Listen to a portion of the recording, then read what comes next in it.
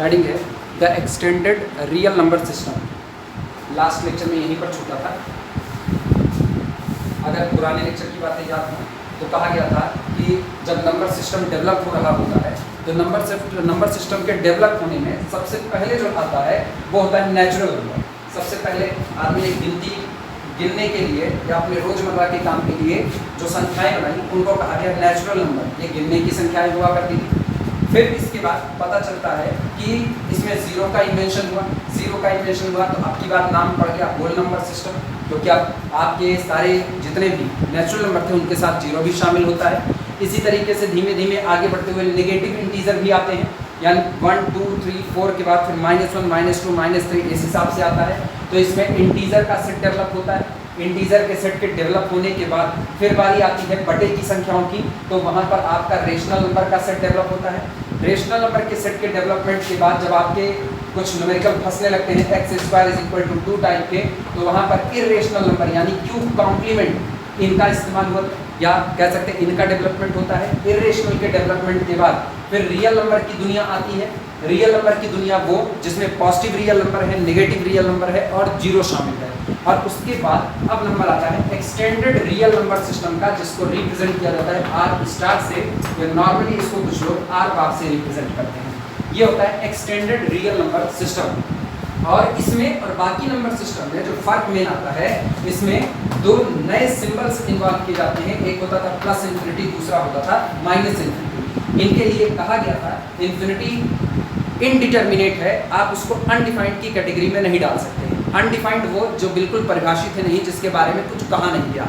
Infinity के बारे में बहुत सारी बातें, बहुत सारे हाइपोथेसिस कहे गए। इन्फिनिटी पर हिल्बर्ट का ग्रैंड होटल पैराडॉक्स आता है, उसकी चर्चा कर देते हैं। हिल्बर्ट के ग्रैंड होटल पैराडॉक्स में एक ऐसे होटल की कल्पना की गई जिसमें हर नए आने वाले गेस्ट के लिए एक रूम अवेलेबल हुआ करता था। हिल्बर्ट ने एक हाइपोथेसिस बनाई, एक परिकल्पना की। उन्होंने कहा कि एक होटल है जिस होटल में बहुत सारे कमरे हैं, बहुत सारे मतलब ये इस तरीके से इसको डिफाइन किया कि हर नए आने वाले गेस्ट के लिए एक कमरा आपको मिलेगा। हिल्बर्ट ने अपनी बात में कहा कि एक होटल है जिसमें कोई भी कमरा खाली नहीं है और हर नए आने वाले गेस्ट के लिए एक कमरा मिलेगा ही मिलेगा। तो इसीलिए ना इनको हिल्बर्ट ग्रैंड होटल पैराडॉक्स कहा जाता है। पैराडॉक्स का मतलब ये होता है दुविधा, वो जो आप कह तो रहे हो लेकिन आपको वो है कि हम इसको साबित भी कर पाएंगे या नहीं, या कह सकते हो ये एक ऐसी उलझन है जो अपना ही कंट्राडिक्शन कर रही होती है। हिल्बर्ट ने इस पैराडॉक्स में कहा कि एक होटल है जिसमें बहुत सारे कमरे हैं और कोई भी कमरा खाली नहीं है, बावजूद इसके हर नए आने वाले गेस्ट के लिए एक रूम अवेलेबल होगा। जैसे यहाँ 1 बैठाया गया, यहाँ मान लो यहाँ कोई पहला गेस्ट है A1, यहाँ दूसरा गेस्ट है A2, अगले कमरे में गेस्ट A3, अगले कमरे में गेस्ट A4, इस तरीके से यहाँ पर गेस्ट A5 सो ऑन चलता गया। हिल्बर्ट ने कहा कि जब कोई नया मेंबर आता है और उसको होटल में कमरा चाहिए तो यहाँ पर एक अनाउंसमेंट होता है कि सारे लोग एक एक कमरे शिफ्ट हो जाएं। तो A5 पहुंच जाएगा A6 की जगह, A6 जंप कर गया A7 की जगह, A7 जंप कर गया A8 की जगह, A3 जंप किया है A4 की जगह, A4 आया A5 की जगह, A2 गया A3 की जगह, A1 आया A2 की जगह और ये प्लेस खाली हो चुका। तो जो नया गेस्ट आया है उसको यहाँ पर जगह मिल गई A1 यहाँ आप A1 आ जाए, यहाँ कौन आएगा A2, यहाँ कौन आएगा A3, यहाँ कौन आएगा A4, इस तरीके से ये शिफ्ट हुई। फिर एक नया गेस्ट आया, फिर वही अनाउंसमेंट हुआ कि सारे लोग एक एक कमरा शिफ्ट हो जाए। तो जब सारे लोग एक एक कमरे शिफ्ट हो गए तो फिर ये चले गए इनकी जगह, अगला उनकी जगह, ये प्लेस फिर खाली हो गया। इसे कहा जाता है हिल्बर्ट ग्रैंड होटल पैराडॉक्स। ये एक दुविधा है, एक उलझन, कि एक ऐसे होटल की परिकल्पना है जिसमें कोई कमरा नहीं खाली है, फिर भी हर आने वाले गेस्ट के लिए एक रूम अवेलेबल हो जाएगा। तो इन्फिनिटी के बारे में हिल्बर्ट ने भी इस पैराडॉक्स को लिखते हुए बहुत सारी बातें कही, रामानुजन ने भी कही थी, कैंटोर ने भी कही थी।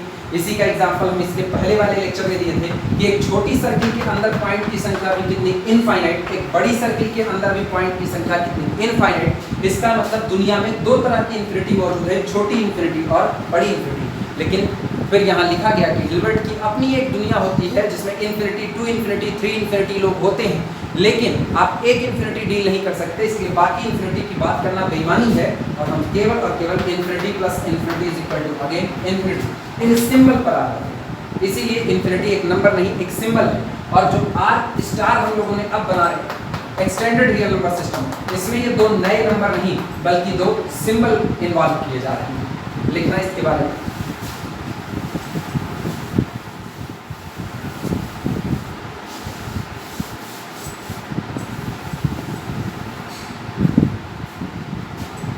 सिंस रियल नंबर की बात है, real number set capital are is equal to positive real number का collection union negative real number का कलेक्शन यूनियन सिंगलटन जीरो।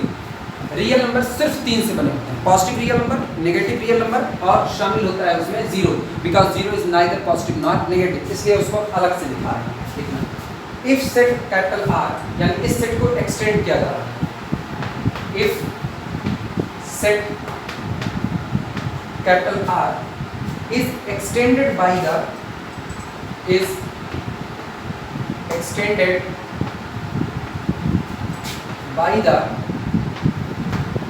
अगर हम इस दिए गए रियल नंबर के सेट कैपिटल R को एक्सटेंड करते हैं, फैलाते हैं, किस तरीके से? By the addition of two, by the addition of two symbols, by the addition of two symbols, जिनमें से पहला सिंबल होता है प्लस इंफिनिटी और दूसरा होता है minus infinity. Addition of two symbol plus infinity and minus infinity, ठीक, विद ऑर्डर यानी ऑर्डर का ख्याल रखते हुए। ऑर्डर का ख्याल कैसा? ये रियल नंबर की दुनिया में यहाँ जीरो बैठा है, इधर सारे के सारे आर प्लस बैठे हैं, इधर कौन बैठा है? Are minus. हम ऑर्डर का ख्याल रखते हैं, अपने को पता है पॉजिटिव लोग हमेशा राइट साइड जाते हैं, नेगेटिव लोग हमेशा लेफ्ट साइड आते हैं। तो ऑर्डर के ख्याल रखते हुए इधर से इन्वॉल्व करा दिया प्लस इंफिनिटी और इधर से इन्वॉल्व करा दिया माइनस इंफिनिटी। यही कहा गया if set real number capital are is extended by the addition of two symbol plus infinity and minus infinity with order in R, यानी व्यवस्था का ख्याल रखते हुए with order in R. Capital R में जो ऑर्डर है, रियल नंबर की दुनिया में एक ही ऑर्डर होता है, वही जो 3 नियम बताए हुए थे। 3 नियम ये थे, कोई नंबर किसी से छोटा होगा या बराबर होगा या फिर बड़ा होगा। तो ऑर्डर कहता है कि जितने भी पॉजिटिव लोग हैं उनको आप राइट साइड में रखिए, जीरो सेंटर पर बैठा, और जितने नेगेटिव हैं उनको लेफ्ट साइड में रखिए। तो आप इनको पॉजिटिव सिंबल से ऐड करो, ये सबसे राइट मोस्ट साइड में जाएंगे, ये माइनस है तो लेफ्ट मोस्ट साइड में जाएंगे। इसी ऑर्डर को आप कैपिटल आर में फॉलो कर रहे हैं।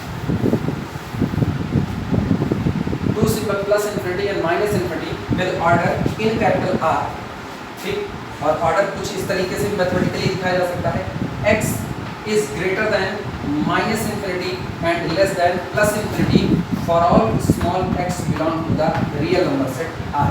यानी ये रहा रियल नंबर की लाइन, यहाँ मौजूद है जीरो, इधर जो मौजूद है x वो होता है पॉजिटिव रियल नंबर, इधर जो x मौजूद होगा वो होगा नेगेटिव रियल नंबर। जितना हम राइट साइड में जाएंगे उतना वैल्यू बड़ी होती जाएगी। यानी आप राइट मोस्ट साइड में प्लस इंफिनिटी बैठा रहे हो और x यहाँ कहीं पर है, क्योंकि x रियल की दुनिया है और प्लस इंफिनिटी एक्सटेंडेड में इन्वॉल्व हो रहा एक सिंबल है, तो उस सिंबल को इधर बैठा दिया plus infinity. Confirmly x is less than plus infinity. आप अगला सिंबल माइनस इंफिनिटी बैठा रहे हो लेफ्ट मोस्ट साइड में माइनस इंफिनिटी, और x बैठा हुआ है इधर, यहाँ या यहाँ, इस दूरी में से कहीं भी, तो confirmly x is greater than minus infinity. दुनिया के हर रियल नंबर के लिए ये बात सही है कि x is less than plus infinity and greater than minus infinity. इसका मतलब दुनिया का हर रियल नंबर प्लस इंफिनिटी से छोटा माना जाता है, माइनस इंफिनिटी से बड़ा माना जाता है। इंफिनिटी इसीलिए कहा जाता है infinity as large as possible. आप उसको बड़े से बड़ा कंसीडर कर सकते हो, कोई उसके बारे में ये तक नहीं सोच सकता है कि वो कितना बड़ा हो सकता है। और इसीलिए इंफिनिटी को रियल नंबर भी ट्रीट करते हैं, इंफिनिटी को एज अ सिंबल भी ट्रीट करते हैं, लेकिन मैक्सिमम केसेस में जो प्योर मैथमेटिक्स के हिस्से आता है, प्योर मैथमेटिक्स के हिस्से इसे केवल हमेशा और हमेशा एक सिंबल के ही तौर पर पढ़ेंगे और इसका कोई वास्ता नहीं। ठीक, तो लिखा गया if set capital are is extended, अगर आप रियल नंबर के सेट कैपिटल आर को और एक्सटेंड करते हो, फैलाते हो, बाय द एडिशन ऑफ, मिलावट करते हुए, to the symbol plus infinity and minus infinity with ordered in capital R, और कैपिटल आर में ऑर्डर्ड कैसा कि कैपिटल आर में मौजूद हर रियल नंबर आपकी इंफिनिटी से छोटा बैठेगा और माइनस इंफिनिटी से बड़ा बैठेगा।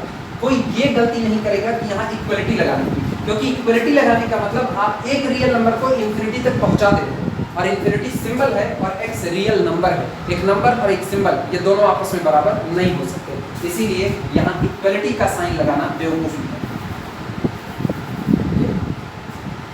विद ऑर्डर दिस देन, तब ऐसे केस में यानी इस व्यवस्था के अंतर्गत जो इनलार्ज सेट बना, यानी जो बड़ा वाला सेट बना आर स्टार, वो हमारा कहलाएगा extended real number system. Then enlarge set, then enlarged set of real number, then enlarged set of real number, ये रियल नंबर है ना, इन रियल नंबर, ठीक, is called extended real number system, is called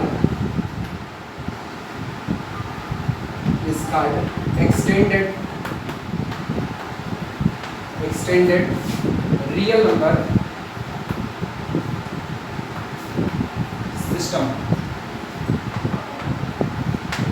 extended real number system, and it is denoted by, and it is denoted by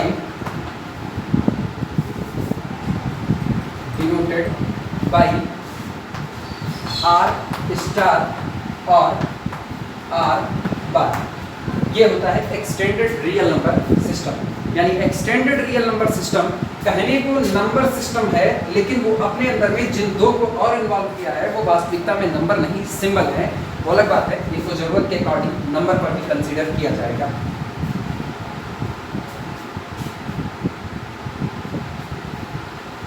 ये बात हुई extended real number system.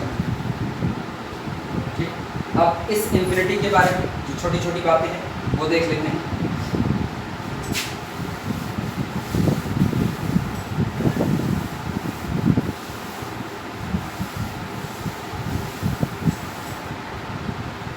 Also line change करके, also पहली बात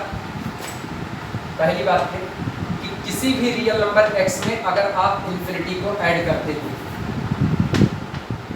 भी real number x में अगर infinity को ऐड किया जाता है तो जवाब आता है प्लस इंफिनिटी।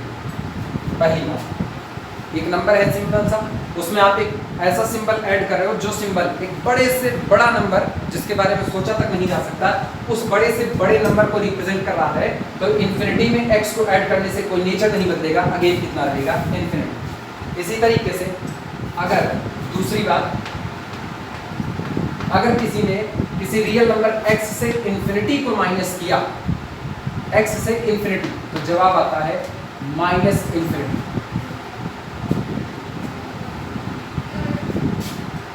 ये 1 के ही अंतर्गत रखना कॉमा करके, x minus infinity is equal to minus infinity, minus infinity. फिर दूसरी बात इसमें सेकंड पॉइंट पर, या इसी में पहले एक और तीसरा बना देते हैं। तीसरा ये है कि x अपॉन प्लस इंफिनिटी किया जाए और चाहे x अपॉन माइनस इंफिनिटी किया जाए। आप x के इतने टुकड़े काट रहे हो, कह सकते हैं इनफाइनाइट टुकड़े काट रहे हैं, तो इसका मतलब कि सिंपली कितना आएगा, 0 आएगा। 1 रुपए के हिस्से को दुनिया में बहुत सारे जितने लोग हैं सबके बीच बांटते जाओ और लोग खत्म ही ना हो, तो ऑब्वियस सी बात है सबको 1 रुपए का इतना छोटा हिस्सा मिलेगा कि हम उसको कह देंगे that's part tending to the 0, यानी x upon plus infinity is equal to x upon minus infinity, और ये सब टेंड्स करेगा किसकी तरफ, 0 की तरफ।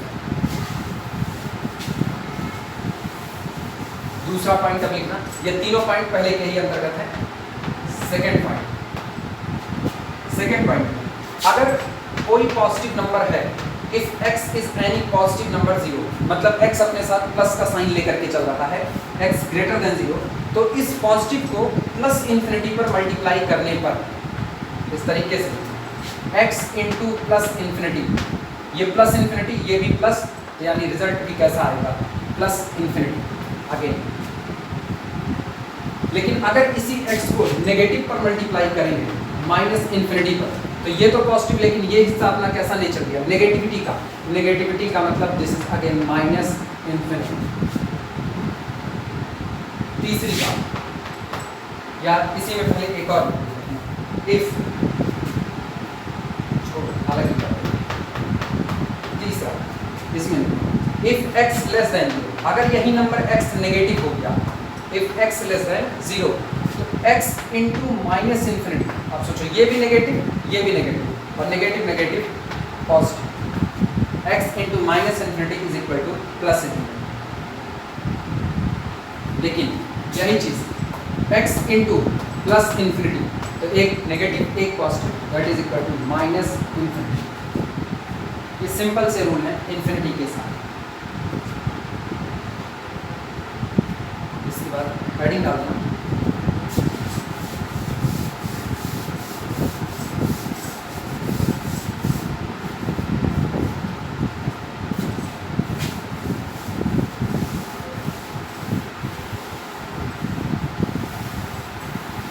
अगली हेडिंग है some standard notation,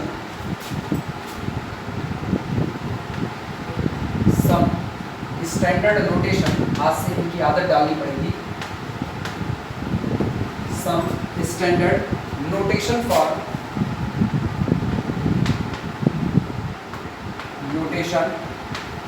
for important subsets of R, important subsets for R।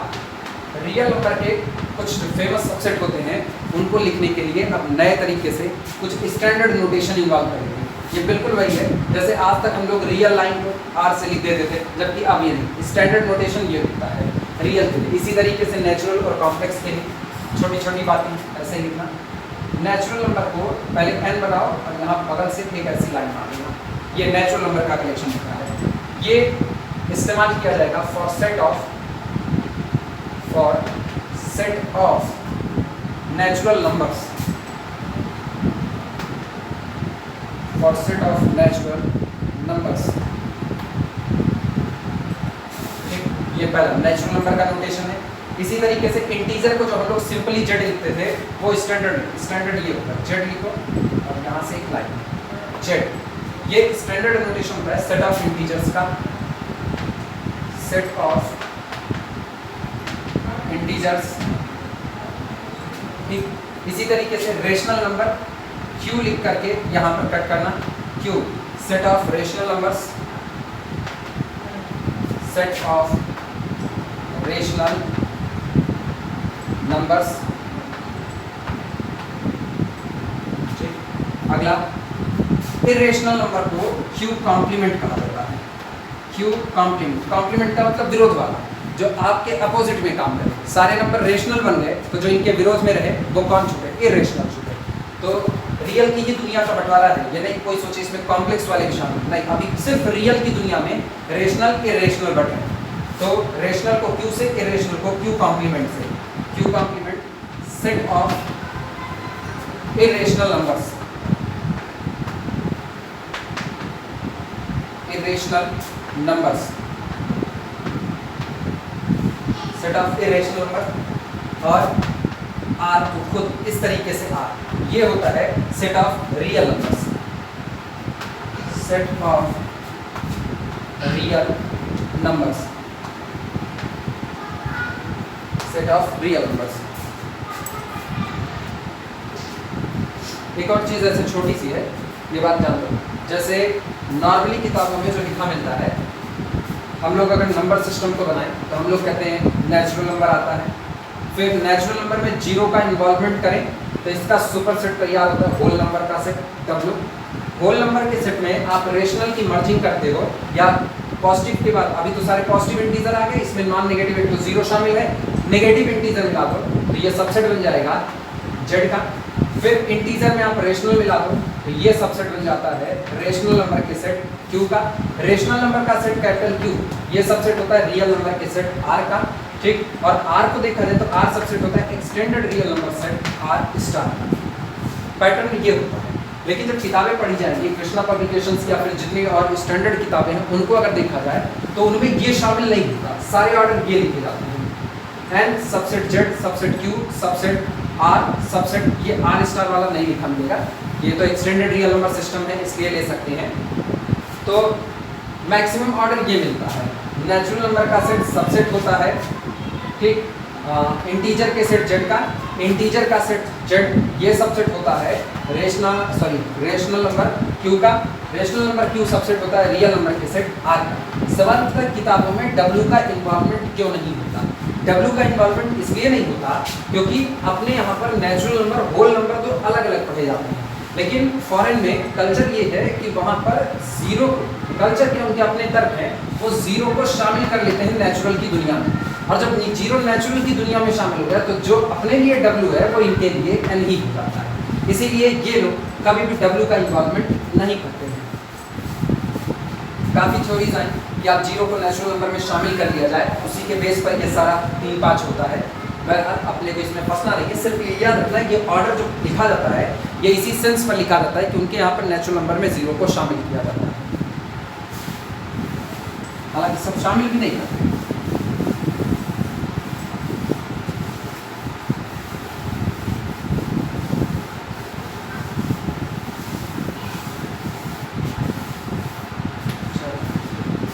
छोटा सा मेकअप है भाई पुराना, जैसे हम लोग प्रूफ करते थे 9th 9th क्लास में, जब हम लोग या 8वीं की क्लास में कि √2 एक इरेशनल नंबर होता है, उसी को वापस प्रूफ करने चल रहे हैं यहाँ पर।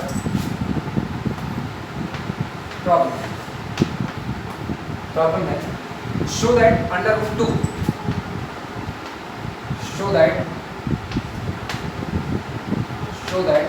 √2 is irrational, आप ये दिखाइए कि जो आपका √2 होता है वो एक इरेशनल नंबर होता है। चलो प्रूफ करने की शुरुआत करते हैं। सॉल्यूशन हम उल्टा मान करके चलते हैं, हम कहते हैं हमें √2 को इरेशनल दिखाना है तो हम √2 को रेशनल मान करके चलते हैं।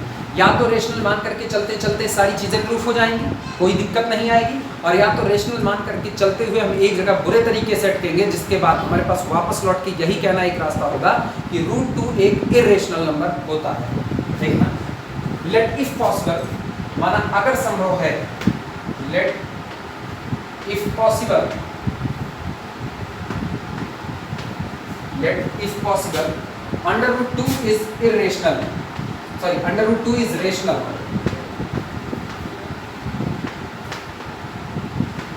माना अगर पॉसिबल है तो √2 एक रेशनल नंबर है, और हम जानते हैं दुनिया में जितने भी रेशनल नंबर होते हैं उनको आप P/Q के फॉर्म में लिख सकते हो, जहां Q does not equal to 0 and P and Q has no factor in common, ये लिखा जाता है। Every rational number can be written in the form of P/Q where Q does not equal to 0। एक बात, दूसरी बात, P और Q में कोई भी फैक्टर कॉमन नहीं होता है, लिखना इस बात पर।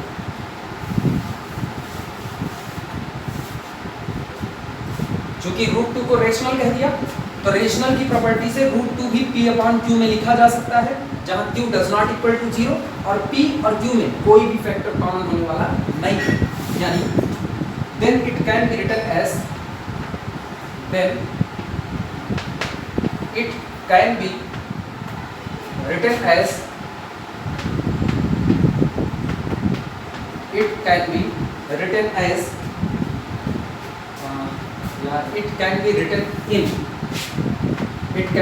in P/Q form. तो √2 जिसे हम रेशनल मान रहे हैं उसे P/Q के फॉर्म में लिखा जा सकता है, ठीक, P/Q form where Q does not equal to 0, पहली बात, एंड दूसरी बात P और Q में कोई भी फैक्टर कॉमन नहीं है, and P, Q have no factor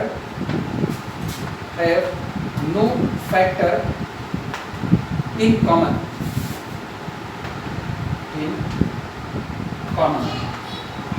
और P और Q आपस में कोई भी फैक्टर कॉमन नहीं रख सकते, ठीक।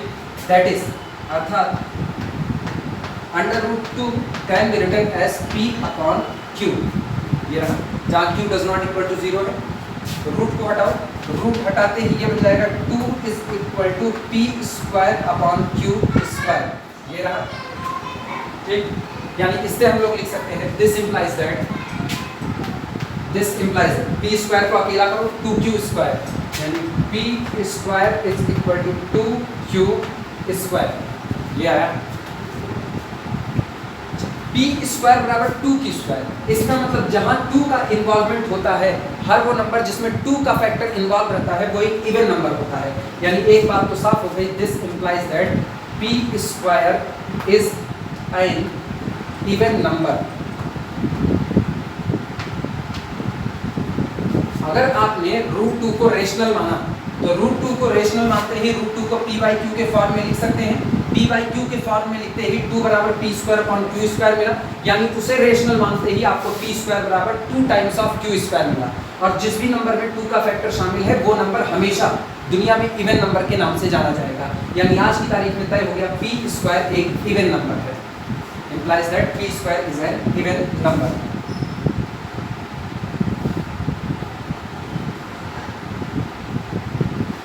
अगली बात, p स्क्वायर के इवन होने से एक बात की गारंटी मिल गई कि this implies that p is also even.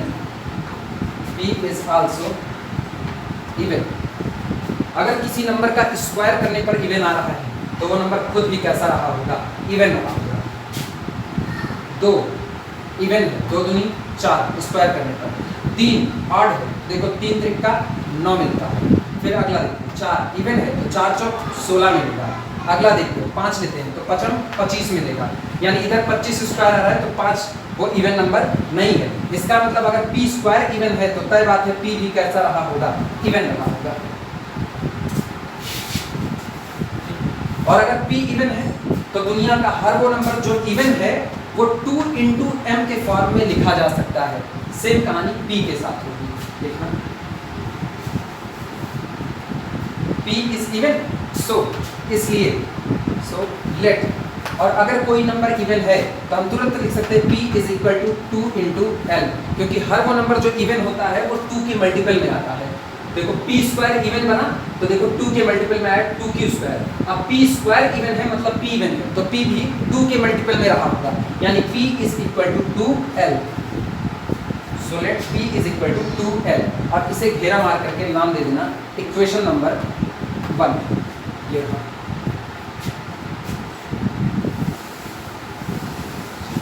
और अगर ऐसा हुआ तो जरा दोनों साइड का स्क्वायर मारो। दोनों साइड का स्क्वायर करने पर ये मिलेगा this implies that p square is equal to 4l square.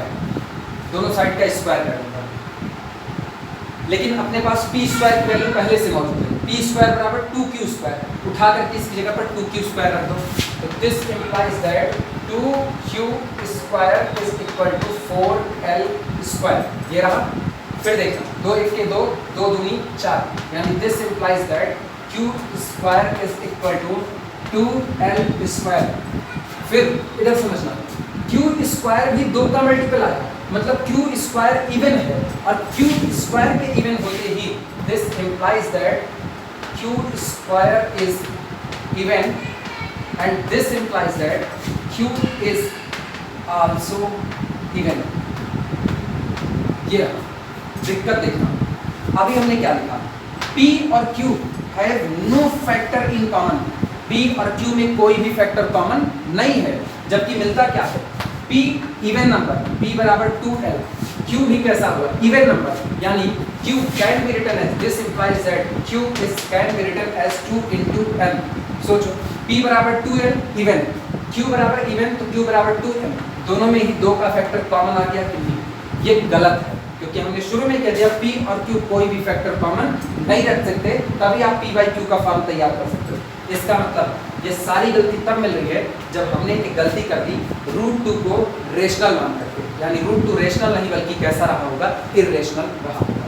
देखना q is equal to 2m, कितना लिख करके इसे इक्वेशन नंबर 2 कह देना, इक्वेशन नंबर 2।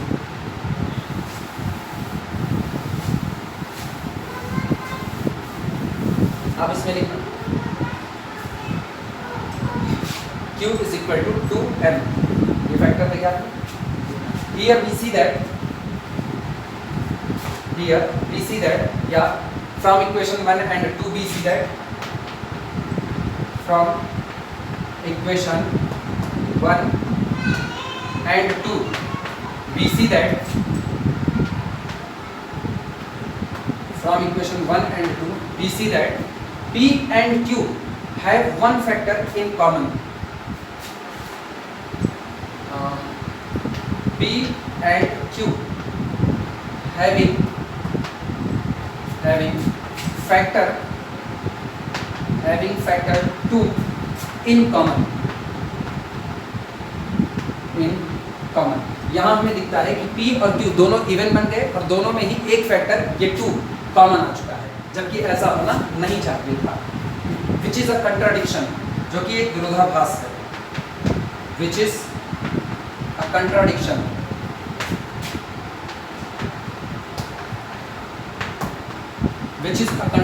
जो एक विरोधाभास है, क्योंकि हम शुरू में मान चुके हैं कि P अपॉन Q रेशनल का फॉर्म तब होता है जब P और Q में कुछ भी कोई भी फैक्टर कॉमन ना आए, और जबकि दोनों में यहाँ पर 2 कॉमन आ रहा है। इसका मतलब ये हुआ our assumptions is wrong. So our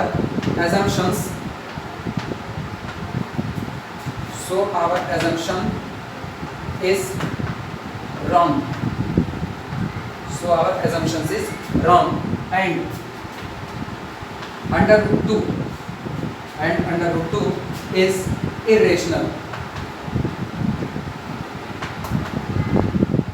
And under root 2 is irrational number. फिलहाल के लिए इस वीडियो में इतना ही। इसके बाद फिर अगली वीडियो में अभी इसके और न्यूमेरिकल उठाएंगे। रूट 2 है, फिर अगला रूट 3 या रूट 8 पर देखेंगे और उसके बाद फिर कुछ रिमार्क वगैरह लिखेंगे। आज के लिए अभी इतना ही।